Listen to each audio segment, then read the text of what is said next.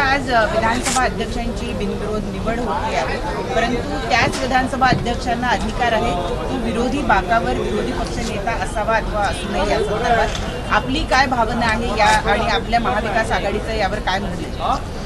एक नवीन प्रथा आम्हाला या निमित्ताने घालून द्यायची आणि म्हणूनच तुम्ही बघितलं असेल की विरोधी पक्ष या नात्याने फॉर्म न भरणं आणि एकमताने किंवा बिनविरोध अध्यक्षांची निवड व्हावी ही एक प्रथा परत एकदा सुरू करण्याचं काम आम्ही केलेलं आहे। या अगोदर देखील 99 साली पण अशीच प्रथा होत होती, पण ती खंडित झाली होती आणि त्यावेळी अध्यक्ष आणि उपाध्यक्षपद हे सत्ताधारी पक्षानेच ठेवण्याचा निर्णय घेतला होता आणि म्हणून एक नवीन प्रथा परत सुरू व्हावी या अपेक्षेतून उपाध्यक्षपद आणि विशेषतः विरोधी पक्ष नेतेपद, कारण कुठच्याही लोकशाहीमध्ये विरोधी पक्ष पण देखील तेवढंच सक्षम किंबहुना लोकांनी दिलेला मॅन्डेट हा संख्येने जरी कमी असला तरी देखील आपल्याला असलं पाहिजे, ही एक प्रथा आणि परंपरा गेल्या अनेक वर्षापासून या राज्याने आणि विशेषतः विधिमंडळाने पाहिलेली आहे। त्याचा एक भाग म्हणूनच कालच काही प्रमुख नेत्यांच्या माध्यमातून शिष्टमंडळ आम्ही माननीय मुख्यमंत्री यांच्याकडे घेऊन जाण्याचं काम केलं होतं आणि त्यांना आम्ही ही विनंती केलेली आहे, असं त्यांनी सुतोवाच केलेला आहे। आता हा सर्वस्वी अधिकार हा जरी अध्यक्ष असला तरी देखील शेवटी अध्यक्ष हे सत्ताधाऱ्यांना पण विश्वासात घेतच असतात, म्हणजे हे काय न बोलण्यासारखी काही गोष्ट नाही आहे आणि म्हणून अपेक्षा आहे की सत्ताधाऱ्यांनी पण देखील जी परंपरा खंडित झाली होती आणि आम्ही त्याची सुरुवात बिनविरोध अध्यक्षाची देऊन केलेली आहे, मी परतफेड हा शब्द वापरणार नाही, पण तीच परिस्थिती तीच परंपरा पुढे कायम ठेवण्याचं काम करण्याचा निर्णय आता त्यांच्या हातामध्ये आहे आणि म्हणून आज त्याच्याबद्दलची चर्चा होईल किंवा फार तर फार या अधिवेशनात नाही तर येणाऱ्या जे नागपूरला अधिवेशन होईल त्यामध्ये कुठेतरी याचा निर्णय व्हावा अशी आमची अपेक्षा आहे। सचिन, महाविकास आघाडीमधला सगळ्यात मोठा पक्ष जो आहे तो आत्ताच्या घडीला शिवसेना आहे, त्यामुळे हे अधिकार किंवा विरोधी पक्षाचं जे अध्यक्षांची विरोधी पक्ष नेत्याची जी जागा आहे ती शिवसेनेला मिळावी अशी आपली अपेक्षा। कसं आहे, नैसर्गिकच आहेत, पण मला असं वाटते त्याच्याबद्दलची चर्चा ही महाविकास आघाडीमध्ये घडवण्याचं काम केलं जाईल।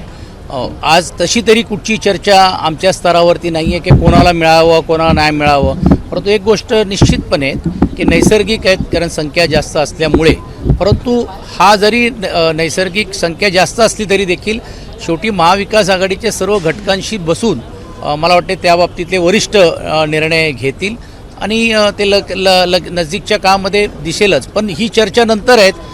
पहिली गोष्ट राज्य सरकार आणि विशेषतः अध्यक्ष ह्याच्यातला काय निर्णय घेणार आहेत ह्याच्यावरती आमच्या सर्वांचं लक्ष राहणार आहे आणि महाराष्ट्राच्या जनतेचं लक्ष राहणार आहे।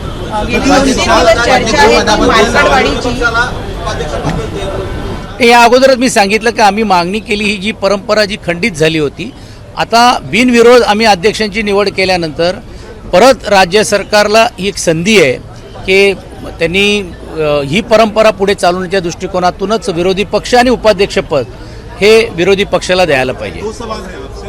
एक मराठी दोन सर रत्नागिरीमध्ये ठाकरे गटाच्या काही कार्यकर्त्यांनी निष्ठेची शपथ जी आहे ती दर्ग्यामध्ये घेतली असल्याचा विरोधक दावा करतात आणि तसे ट्विटही केलेले आहे। कसं आहे की ज्यावेळी आमच्या कार्यकर्त्यांनी काय केलं तर लगेच ट्विट केले जातात, इतर कार्यकर्ते काही केलं तरी देखील त्याच्यातली कुठचीही होत नाही आणि आम्ही कधी त्याच्यातला आक्षेप पण घेतलेला नाही आहे।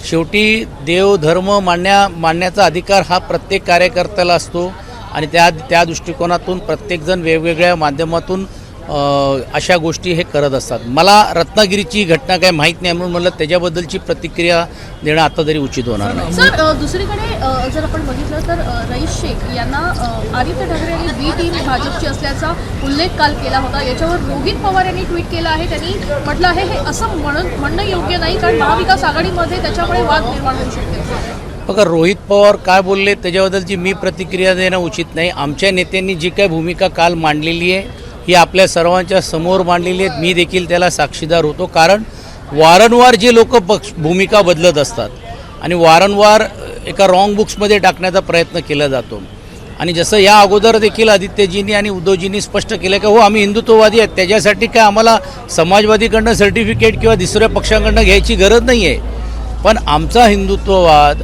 हा भारतीय जनता पार्टीसारखा नाही, दुसऱ्या समाजामध्ये द्वेष निर्माण करण्यासाठी नाही, तर आमचा हिंदुत्ववाद मुमे राम हाथों को काम हे आहे।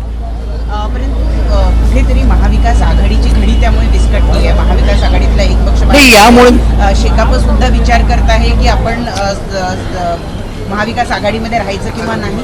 कुठेतरी महाविकास आघाडीची जी वज्रमुक्ती तुम्ही ताणलेली होती ती आता सैल होतीये, लोक सोडून जात आहेत असं दिसतंय. कसं आहे की राजकारणात या गोष्टी होत असतात, प्रत्येकजण वेगळी भूमिका घेतली जाण्याचा प्रयत्न होतो. परंतु मला असं वाटतं की समाजवादी पक्षाने काँग्रेसबरोबर आणि इंडिया ब्लॉकबरोबर हे राहण्याचा निर्णय घेतलेला आहे. आता राज्याचे राज्यकर्ते किंवा संबंधित लोकप्रतिनिधी वेगळी भूमिका जर घेत असतील तर त्यांचा अंतर्गत प्रश्न आहे. परंतु अशा काही गोष्टीमुळे विरोधी पक्ष म्हणून घेऊन आम्ही कुठे कमजोर होतोय अशातला हा भाग नाही. कारण शेवटी तेही काय जाऊन सत्तेमध्ये बसणार असं नाही. कदाचित उद्या भविष्यकाळामध्ये ते आमच्याशी वेगळी भूमिका घेऊन घ्यायचं, पण ते विरोधातलीच भूमिका घेऊन पुढच्या काळामध्ये राहणार आहेत. तर आमच्या बरोबर बसणे किंवा बाजूला दुसऱ्या खुर्चीवरती बसणे पण विरोध करणे हाही दृष्टिकोन नाकारता येणार नाही. सचिनजी, स्थानिक स्वराज्य संस्थांसाठीची तयारी ही महायुतीनं सुरू केलेली आहे. महाविकास आघाडी आम्ही पण सुरुवात केलेली आहे. मुंबई महानगरपालिकेचा पण देखील आदरणीय पक्षप्रमुख उद्धवजींच्या नेतृत्वाखाली निवड आढावा नाही तर प्रत्येक विधानसभा न्याय जबाबदारी देण्याचं काम केलेलं आहे. मी स्वतः पुणे जिल्ह्याचा संपर्क प्रमुख या नात्याने गेल्याच आठवड्यामध्ये सर्व जिल्ह्याच्या बैठका आम्ही लावल्या. नजदीकच्या काळामध्ये सन्माननीय संपर्क नेते संजय राऊतजी आणि आम्ही स्वतः पुण्यामध्ये जाऊन आम्ही प्रत्येकानं ती जबाबदारी महानगरपालिकेमध्ये आणि संघटनात्मक जे काही बदल आहेत तेही करण्याचं कामही करणार. तर आम्ही सर्वजणच तयारीला लागलेलो आहोत. निवडणुका एक ह्याच्यामध्ये जय पराजय ते योग्य अयोग्य हा नंतर एका वेगळ्या व्यासपीठावर चर्चा होईल, पण शेवटी निवडणुकीला सामोरे जाण्याची तयारी ही आमची राहिली पाहिजे आणि ती आम्ही करतोय. पण महाविकास आघाडी म्हणून लढणार आहात की वेगवेगळ्या लढण्याचा? आता बघा, पुणे जिल्ह्यातलं मी ज्यावेळी चर्चा केली अनेकांचं मत आहे किंवा आपण महाविकास आघाडी म्हणून लढलं पाहिजे, अनेकांचं मत आहे की नाही आम्ही स्वतंत्र लढलं पाहिजे. मुंबईमध्ये आलं तर ती वेगळी परिस्थिती आहे, कल्याण डोंबिवलीमध्ये त्याहीपेक्षा वेगळी परिस्थिती असू शकते. तर मला असं वाटते जिल्हा स्तरावरती ह्याच्यातला निर्णय व्हायला पाहिजे. पण कलेक्टिव्हली ज्यावेळी आपण म्हटल्याप्रमाणे की पक्ष नेतृत्व त्याच्यातली भूमिका आमच्या सर्वांचा अहवाल त्यांच्यापर्यंत गेल्यानंतर ते देतील. सर, आता मराठीत एकंदरीत मेट्रो 9चा प्रकल्प जो आहे तो येणार आणि त्यासाठी 1400 झाडांची कच्चा जी आता पुन्हा होणार आहे. याआधीही तुमच्या पक्षाकडून थेट भूमिका मांडण्यात आली होती. आता पुन्हा एकदा मुंबईतले किंवा मग मुंबई महानगर रिजनमध्ये ट्री ऑथॉरिटी जी आहे त्याची स्थापना झालेली नाही आहे आणि माझी खाजगीतली माहिती अशी आहे की अनेक प्रकल्पाच्या बद्दल विद्यमान असलेल्या ज्या ट्री ऑथॉरिटीच्या सदस्यांवरती वेगवेगळ्या पद्धतीने दबाव आणले गेलेले आहेत. आणि म्हणून महानगरपालिकेची ज्यावेळी आमची सत्ता आली किंवा लोकप्रतिनिधी नात्याने आम्ही ज्यावेळी येऊ त्यावेळी पहिली मागणी आमची राहणार आहे की या 2-2.5 वर्षामध्ये बेकायदेशीर रीतीने ट्री ऑथॉरिटीमध्ये काही सदस्यांवरती दबाव आणून या मुंबई शहराचा कतलखाना करण्याचं काम ही दुर्दैवाने प्रशासनाने केलेलं आहे. त्याचा जाब आम्ही निश्चितपणे विचारू.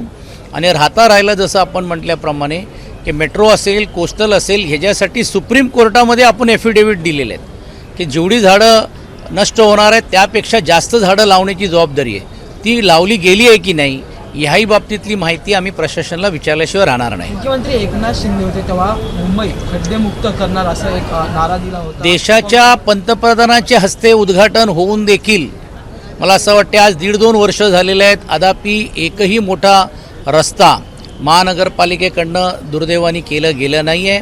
नागपूरच्या अधिवेशनामध्ये या बाबतीतली लक्षवेधी मी स्वतः तयार केलेली आहेत. गेल्यावेळी पण देखील त्यांनी आश्वासन दिलं होतं सर्व कॉन्क्रिटीकरण करू आणि खड्डेमुक्त करू अशी घोषणा होती, ती अद्यापी का झाली नाही ह्याच्यातला पण जाब आम्ही विचारू. नागपुरामध्ये सचिनजी मोठ्या प्रमाणामध्ये ठिकठिकाणी मटका आणि जुगाराचे अड्डे सुरू आहे. पोलिसांना याची माहिती असून सुद्धा कोणत्याही प्रकारची कारवाई केली जात नाही. ही एकच घटना नाही आहे, पण राज्यामध्ये सुसाटरीतीने अनेक गोष्टी होत आहेत आणि सरकार आता ट्रान्झिट पिरियडमध्ये असल्यामुळे गृहमंत्रीपद आम्हाला मिळेल का त्यांना मिळेल ह्या ट्रान्झिट पिरियडमध्ये सुसाट झालेलं आहे सर्वांचं. ऑनलाईन बेटिंग बाकीच्या ह्याच्यामध्ये छोट्या मोठ्या स्लम्सवरती पण देखील तुम्ही पाहिलं असेल की अशा बेकायदेशीरतेने लॉटरी आहेत ज्याला आपण आपल्या भाषेत मटका म्हणतो पण ते अधिकृत लॉटऱ्यासारखे वागत आहेत. असे सुसाट रीतीने चालले अनेक रॅकेट आहे. म्हणजे मुंबईमध्ये तर ज्यावेळी नवीन गृहमंत्री येतील मी तर आपल्या चॅनलच्या माध्यमातून त्यांना निमंत्रण करतो की एकदा आपण भेस बदली करून जसं ते काही लोक नेहमी जातात तसं आपण जाऊया आणि बघूया आपण काय चाललंय या मुंबई शहरामध्ये. महाराष्ट्र एकीकरण समितीचा आज महामेळावा आहे पण कर्नाटक सरकारने अद्याप बंदी घातलेली आहे, त्यांना येऊन दिलं जाणार नाहीये. ही दडपशाही आहे आणि या दडपशाहीच्या विरुद्ध त्याचा निषेध करावा तेवढं कमी आहे. आणि या बाबतीतला आमच्या पक्षाच्या सर्व कार्यकर्त्यांना आम्ही सांगितलेले आहेत की या गोष्टीसाठी देखील आपण पाठबळ द्यायला पाहिजे आणि निवळ पाठबळ नाही तर ज्यावेळी सक्रिय रीतीने कुठचेही मेळावा झाला त्यामध्ये आमचा पक्ष आमचे कार्यकर्ते पूर्ण ताकदीने उभे राहतील. सचिनजी, एक शेवटचा प्रश्न. काँग्रेसचे खासदार मणिकांबा टागोर यांनी लोकसभेमध्ये स्थगन प्रस्तावाची सूचना दिली आणि गौतम अदानी यांच्यावरील आरोपाच्या मुद्द्यांवरती चर्चा करण्याची मागणी त्यांनी केलेली आहे. म्हणून हा विषय देशाच्या स्तरावरती आहे.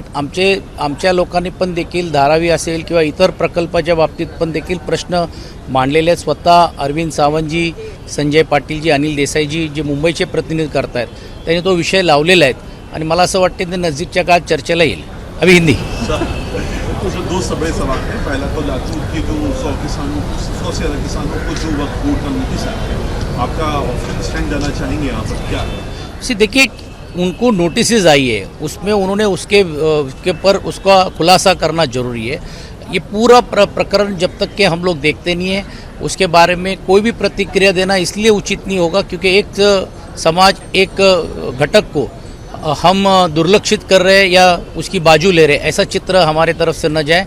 इसलिए पूरी जानकारी उसमें लेने के बाद ही पार्टी की तरफ से प्रतिक्रिया दी जाएगी. इंडिया गठबंधन के नेतृत्व को लेकर बहुत सवाल खड़ा हो रहे हैं. आपने ममता बनर्जी को का दावा देखा ही होगा.